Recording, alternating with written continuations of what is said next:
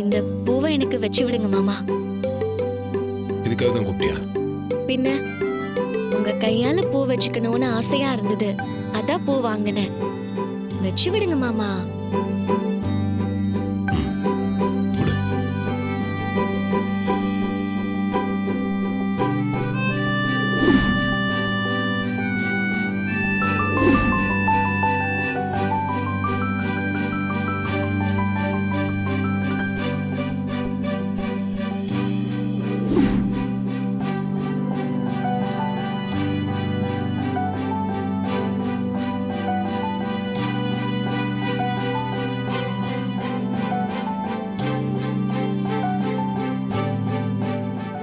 பாத்தீங்களா மாமா நம்ம நிலைமைய? நீங்க என் புருஷன் தானே இந்த ஊருக்கே தெரியும். ஆனா நான் உங்க கையால பூ வச்சுக்கிறதுக்கு மட்டும் நம்ம 2 பேரும் யாருக்கும் தெரியாம இங்க வந்து நிக்க வேண்டியதா இருக்கு. இன்னும் கொஞ்ச நாள் பொறுத்துக்கோ. இந்த கோயில் விஷயம் எல்லாம் நல்லபடியா முடியட்டும். எல்லாம் தானா சரியாயிடும். அந்த நாளுக்காக தான் மாமா நானும் காத்துட்டு இருக்கேன். இந்த கும்பாபிஷேகம் நல்லபடியா முடியணும்.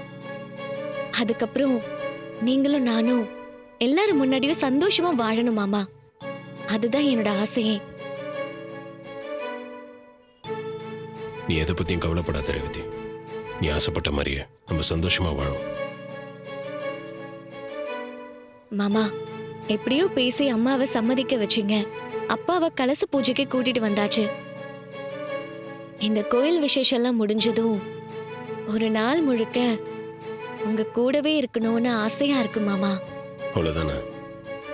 நீ எங்கெல்லாம் போகணும்னு நினைக்கிறியோ, என்னெல்லாம் வாங்கணும்னு ஆசைப்படுறியோ, அதெல்லாம் நான் கூடவே இருந்து உனக்கு வாங்கி தரேன். போதுமா? உங்க கூட இருக்கிறத விட வேற என்ன எனக்கு பெருசா வேணும் மாமா?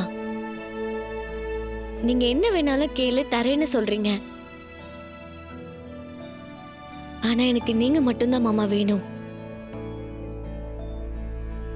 எனக்கு உங்க பக்கத்திலே இருக்கணும். எனக்கு உங்க மடியில படுத்து விடிய விடிய கதை பேசணும். அதுதான் என்னோட ஆசை மாமா.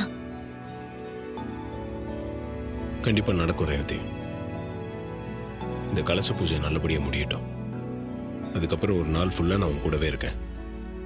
நம்ம 2 பேருக்கு நடுவில் யாரும் வரமாட்டாங்க.